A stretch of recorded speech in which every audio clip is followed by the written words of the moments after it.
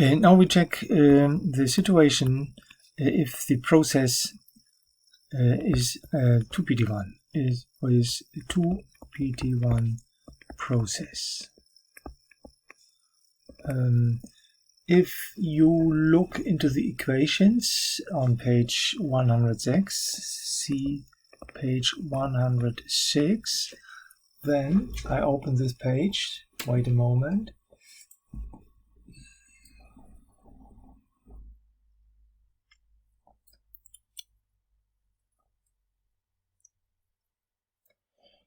Then you see that the y of k is calculated with xm of k plus 1. This is this expression. Using z1 and z2, these are these expressions. How can we now calculate the final value, the DC gain of this algorithm? My idea was we do this by setting the w, the desired value, to 0. Then we set we assume that all the x and y values are constant, and the steady state values in a steady state situation. Then we know that the y values and the x values are constant, and the y values and the x values have constant constant values.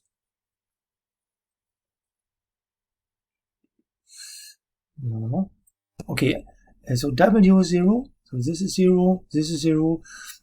What is with this value?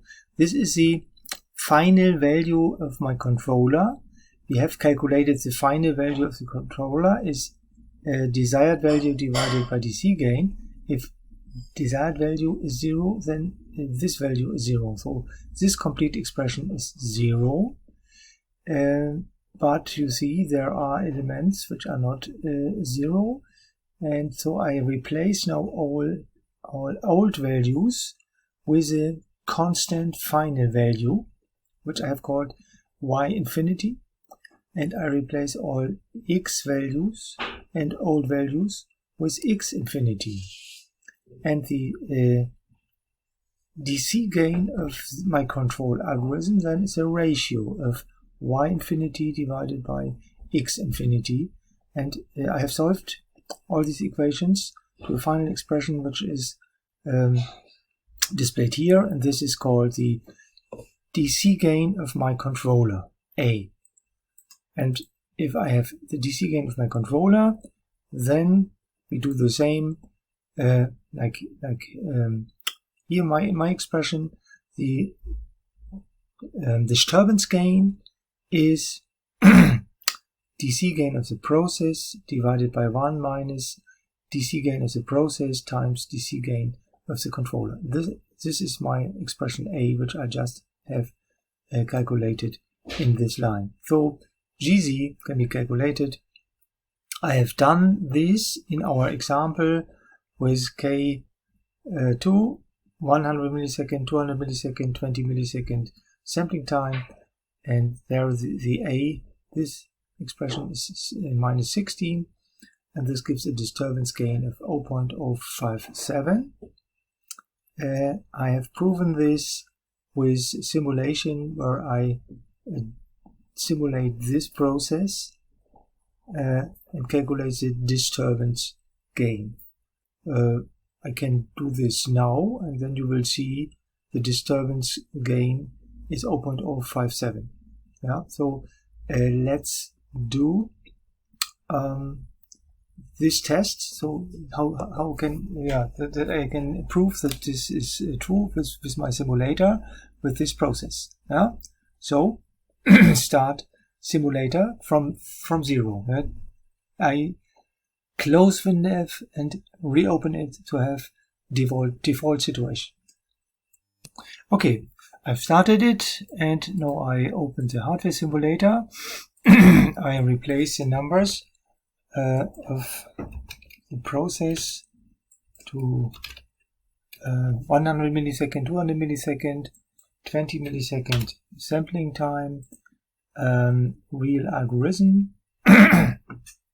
I store this file as 2pt1 chat 9.30. Then I designed the other controllers. Never know if I use this. I open this, say controller design, okay, copy, and open the adaptive control box. I want to play with my controller to check the disturbance gain. So I click first advanced view button, then second PFC, then third unit step response on disturbance input. Go to the parameter, check f of z. These are the numbers for the PT1 model, so I recalculate them again, no problem. So these are the ASMPs. I go with my H to 1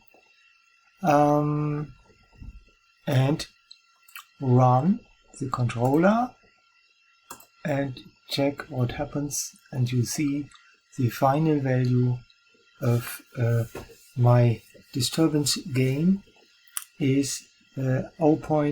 After some seconds, after say 1.4 seconds, we have 0.058 or so. So this is the disturbance final value, and that means I apply a disturbance with the amplitude 1. The result is a disturbance error at the output with 0.058, or if I go to the numbers, I scroll down 0.05754 in my document. This is 5758, so I think 2 significant digits are so far okay. Yeah, so you see I have a way to calculate the disturbance gain, and now I want to show you that with the trick described in this paper, with adding the measured disturbance signal, multiplying with the disturbance gain, adding with a negative sign, filtering, I can remove this disturbance completely. So I go to my simulator, go back to the curve, make now in the settings. Now I have to shift the window a little bit higher because the numbers are unseen in this display. Now I activate the disturbance compensation at some filter values, say 6. I recommend 6 in this. You can play with this. Yeah, that is also a compromise between a good reference and a good disturbance behavior. Let's try this with 6. That means 6 values are combined and the average is calculated. The running average calculation, we call this. And we run it in the process, and finally you see here the disturbance compensation makes the disturbance step response much better. Yeah. If you do this, at the same time you have to check if the reference behavior is good. So I delete these curves. So the disturbance behavior is good. Now I check the reference behavior. with disturbance compensation. First without disturbance compensation to check what can my controller do with the reference behavior. This should be good. Yeah, check it. I don't know if this is good. You see, with limitation, very fast. What happens now with disturbance compensation? I activate this, run again, start this controller, and then you see, okay, not so good. Yeah, so the disturbance compensation improves the disturbance response, but makes the reference response a little bit more worse. So now we have to play with some parameters. So with my age, because this has a rather large Q values, let's check. This process has a deadbeat controller. No, with 29, I think that's not so large, but if I now activate the parameter age, remember this leads to the fact that don't want to be ready in 2 steps in the second order process, but I make the goal, the desired value in each step, halfway to the real desired value. So I check this, runs this, and you see now the oscillation is gone, and I get a rather acceptable desired acceptable reference step response. Could be a little bit faster. So if we play with some other parameters, so I decrease here this disturbance filter maybe, then yeah, that is an iterative process. Maybe this can improve this a little bit more. There is no change, not a real change.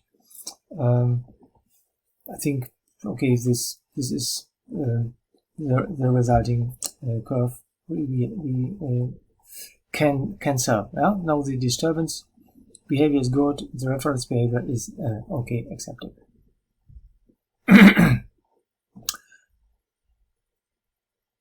So I stop here and go over to the next situation I have found. Okay, we have seen that this works with my real algorithm, but additional problem. So one solution leads to the next problem. The Csii is dependent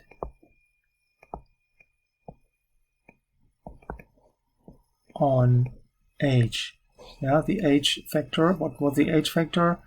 Note that with the age factor I calculate a new smaller desired value. V new is node. Yeah, I want to show you what is the meaning of this parameter age in my controller.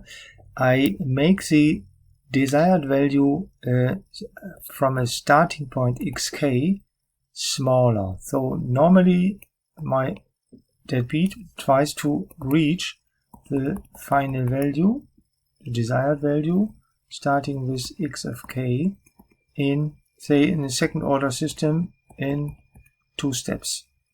So if this is too fast, if sampling time is too small, then it could be a good idea to do this with the following equation: the original w minus x of k, the difference between this situation here, this difference, divided by age. Yeah, if age is 1, we have the original w. If age is 2, then we have here, say, a value between the starting point and the ending point. We knew if age is 2. If age is 3, I can separate this distance into 3 pieces, and then the VW is here just 1/3 of the normal distance, and so on. So this is the age. Age makes reference step response slower. and avoid sometimes overshoots. Okay, now I show you the dependency simulation, dependency of H of the disturbance gain. So I restart now the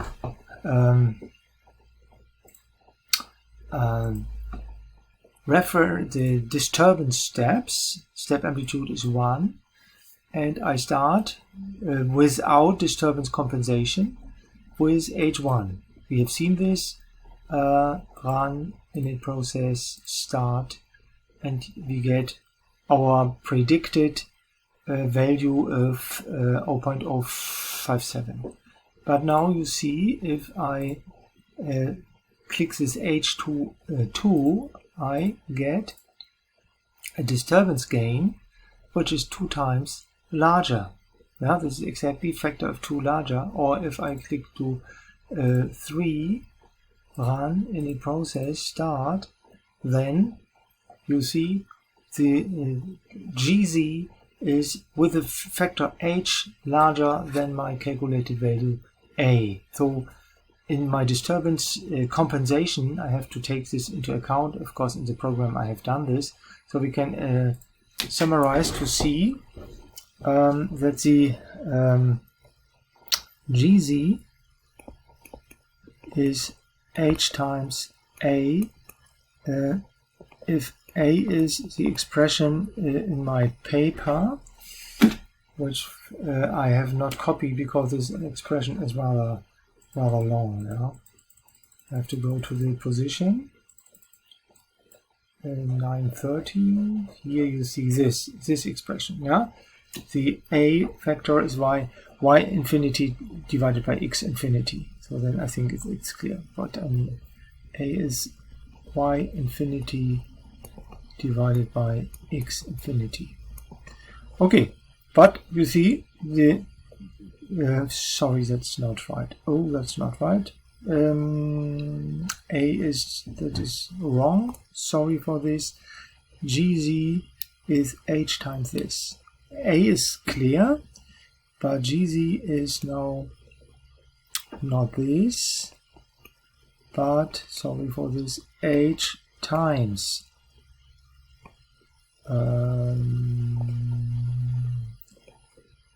process gain Km divided by 1 minus Km times A. So now we have it.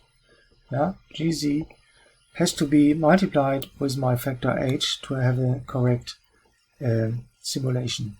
There is another dependency that comes also out of the IT1 situation. We have to check is Csii dependent on a delay. We have to check it. So what we can do is, okay, we increase now the delay by 1 and check if we have similar dependencies. So I go back to H1 and now add a delay in my simulator, hardware simulator, delay 1. Then I add a delay in my PFC. Here the delay factor can be increased here by D1, and I repeat the disturbance step response with now a delay of 1. And you see the black curve here first is larger than the blue curve, because the black curve, the delay of course leads to the fact that the delay factor, that the output comes later, and then the disturbance can have more effect if the compensation comes later. That's the reason for this larger impulse, but the final value is the same. So I can check if this is also true, if H is 2. Yeah, let's shift this box back so you can see which buttons I click on it. Run, init process, start. You see now The orange curve is the HF2 with no added delay. So it seems really independent of the delay factor. The first amplitude is larger, but the final value here is independent of D. So we should note this. The simulation says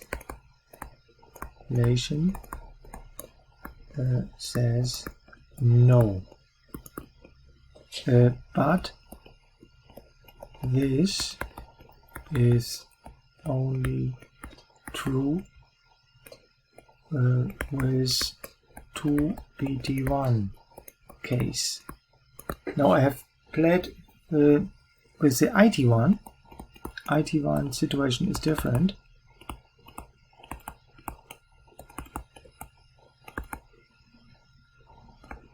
So that's the next surprise is, okay, now I have developed a disturbance compensation using the A's and B's in all my equations. This works properly independent with my H compensation here. This works for different H values. This works on any delay factors. So I assume that an IT1 has the same behavior, but this is not really true. So I switch now to an IT1 situation. Example with K3 and sampling time 3 times the time constant 30 milliseconds, sampling time 10 milliseconds.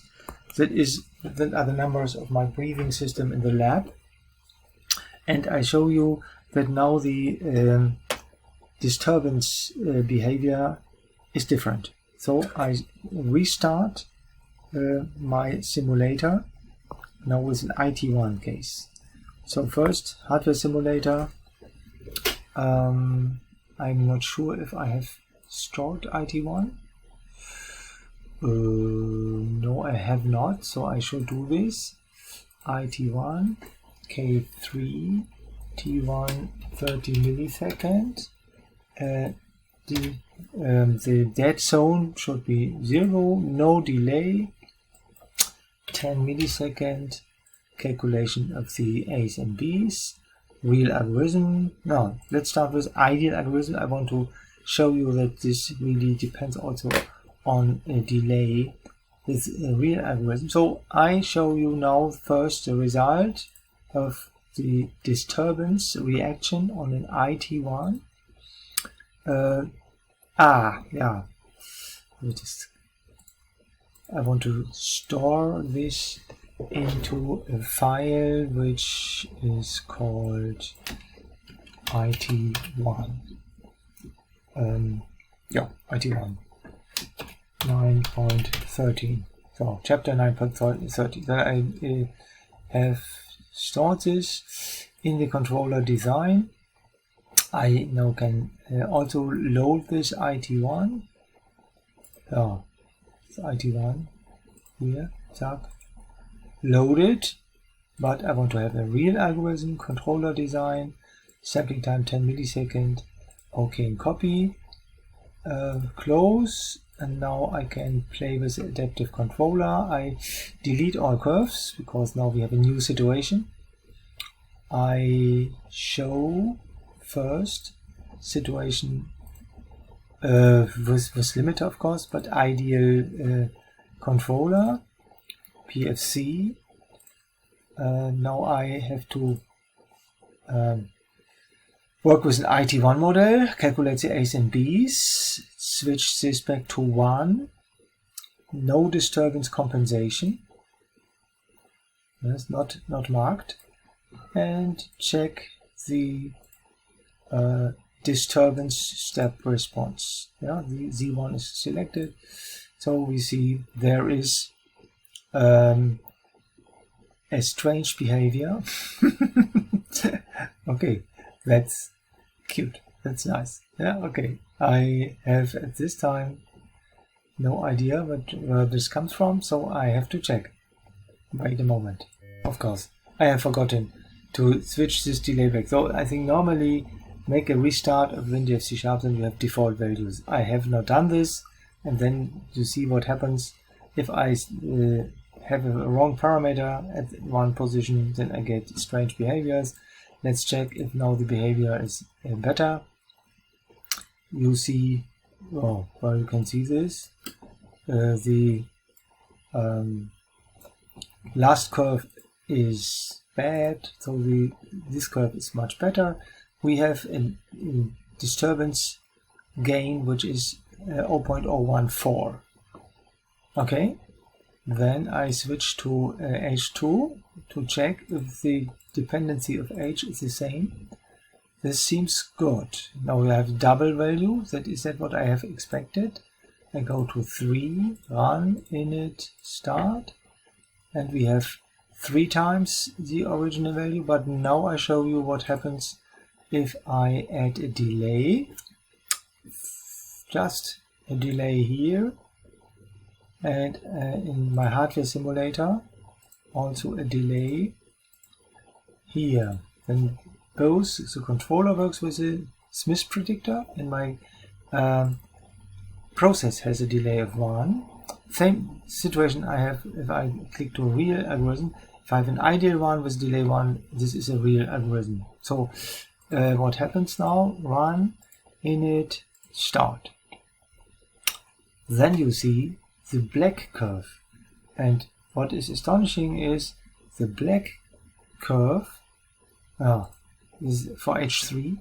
The black curve has a different final value as the green curve. Both have the same H, but the final value is different, and this depends on the delay. I show you the same situation with H1. So I go back to H1. Then the undelayed final value is a blue value here in this region. And now I show you the situation if you have one delay. This is this value. So the question is, what is this for a dependency that is not doubled, that is different? And what is strange is, what I have found out is, this distance from that point to that point is strange, but this is really true, is proportional to the time constant 30 milliseconds. Yeah? If you have 30 millisecond delay, this is 30 millivolt larger. If this is a delay of 60 milliseconds, this is 60 millivolt larger. So there is a strong relation between the damping factor and the delay and the sampling time. If I have found this out, I of course then can correct the disturbance compensation. You will see, independent of D or independent of H. Yeah, I just know I have damping a delay of 1 and an H of 3. Now I show you what happens if I switch on my disturbance compensation. I have to open this, go higher, click on disturbance compensation, say run, init process, and you see now the situation is optimal. The pink curve is identical to the red curve with the green curve. H is 3 in both cases, but the green curve here has this final value, and this is compensated to 0. So in any combination of the H or the D factor in my compensation, I have of course implemented the software in that way that the disturbance compensation works properly.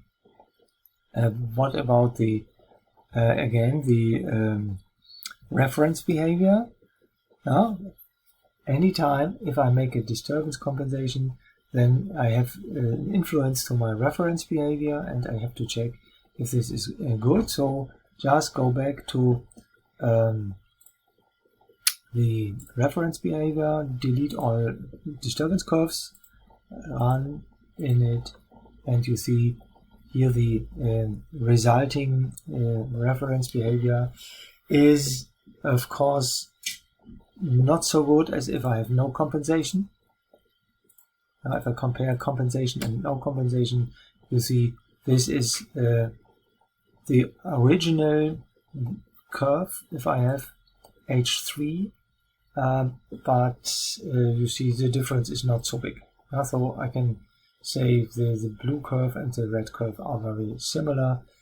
Of course I can go back now to H2. I just make H as small as possible to have a fast reaction here. You see this also works with H1, I can imagine.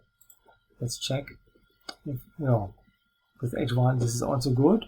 What happens now if I add now my disturbance compensation, run in a process, start, then you see, yeah, if the smaller H is, the higher is the disturbance compensation influence. So you have to play with the reference behavior and disturbance behavior, check the parameters in those situations, and find the best compromise. So this gives, without compensation, the black very good curve, but if you switch on the compensation of the disturbance, this gives an oscillation which is not acceptable. So you see, with these ideas I can optimize controller behavior in several different ways. This takes sometimes a large development resources, but yeah, if you want to have a good controller for your process, then this is a good way to come to a good solution. Okay, so far here I stop now the discussion with the disturbance compensation, and finally I want to show you a resulting display of new process, a 3PT1 process. Note that the Richelieu PFC is only available for 2PT1, so if I have a real 3PT1 process as a last final demonstration, then we have to work with a PFC which has a 2PT1 model, including a delay which is an integer multiple of the sampling time. So I show you how to get these results. But this time here I want to stop.